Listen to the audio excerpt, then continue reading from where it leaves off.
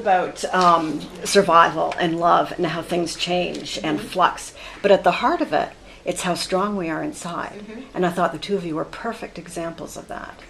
Talk about how you brought all this common sense to the fore and made things work despite everything as actors. I don't know. I mean, when I read the script, I almost fell to my knees when I finished it. It was just one of those times that you read something and you get to know a character, and I could just feel it in my heart. I just said, I have to. I know this person. I relate to them. I can do this. And I never read a script like that, and I certainly don't get offered movies starring women getting to do the things that we do in this movie at all. This is all we have. We have each other. I just thought I'd come by to see if you're okay.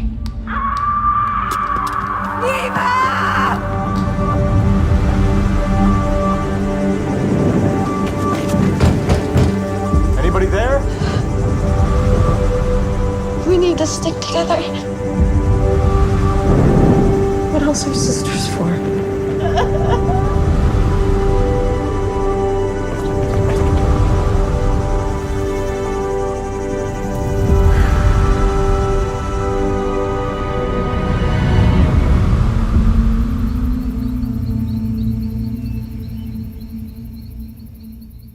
Just turning to nature again, living, moving around in a tree trunk, making it a home, making gardening, shooting animals. You know, that's real. And the world that we've created for ourselves now is so removed from that. And I think that was almost a sadness in it. So what other undertones did you look for as an actor?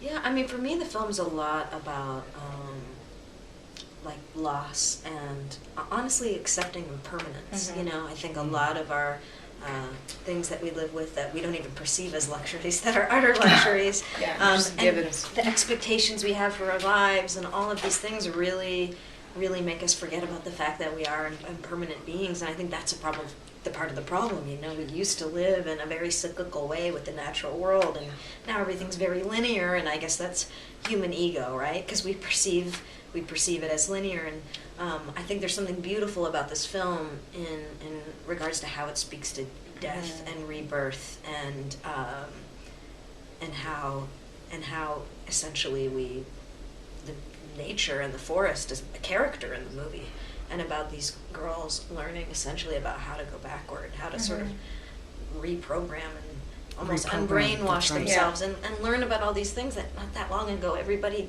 did know how to do and grew up learning about, or whether it's what plants are in our backyard and what things you can eat, you know. Go ahead, sorry. Oh, no, I thought you were done. Like if we went to the park right now and some forager took us, probably be all this stuff we could eat, and we'd be like...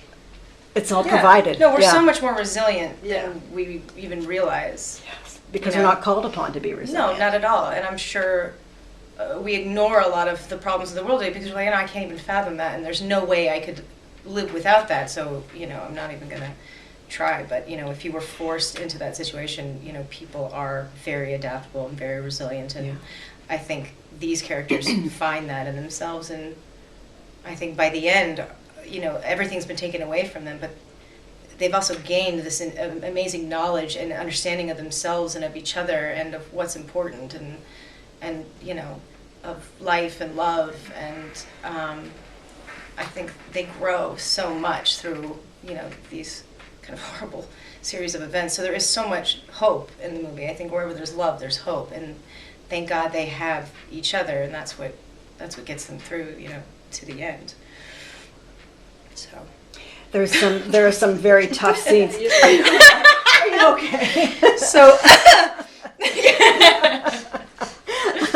there are some very tough scenes too, as well, and it reminds you that that women are at risk, no matter what the situation.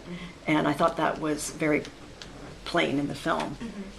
What would you please comment on that? Yeah, I would say a very women real are threat. Typically, always the most vulnerable, whether it's in areas of war or whether it would be in a situation like this. That's something we see constantly, and Yeah, that was a difficult thing. You know, the hardest job in this film was really on Evan's shoulders, I would say, in regards to the character she played and for what I'm sure you're referring to. So that I think we just I approached with, you know, delicacy. I wanted to take care of my friend and make sure my friend was okay. Because that stuff is hard to, I know maybe it's different if you're not an actor and you just think those things are make-believe, and when you do shoot stuff that... Yeah, I mean, it's not really happening, but you have to put yourself there, and you have to go there in your mind. You have to trick yourself into thinking this is really happening. And I remember talking to Ellen about it, and, you know, because everyone was just so wonderful and caring and throughout the whole thing, and said, you know, what are you going to need? You know, what can we do? And I was like, honestly, I really just need you there after it's done, because I'm going to cry. I'm going to cry a lot. But I'm not just going to be crying for me. I'm going to have a taste of what so many people have gone through, and I'm going to be crying for every one of them. And I just need you. And that's what happened. And, you know, but I feel like we shot it and we did it in a way that we don't normally see, because we had 2 cameras. We only did it in 1 take. But we didn't really use the wide shot. We just kept it here because you don't have to see what's going on. You know, this is what matters. It's what it does to a person. And I really think you can actually see the moment that she disappears. And that's what's so kind of jarring about it. But what I'm kind of the most proud of, you know, because we didn't want to gloss over any of it, really. I mean, you know, you with the boar, you know, our father, like there's so many gruesome, horrible things in this, but there's such a beauty to all of it at the same time. There is. Which I feel is what life is like, you know, if you look at it the right way. Thank you, ladies. Very thoughtful. I appreciate it. Thank you. Yeah, Great film. thank you.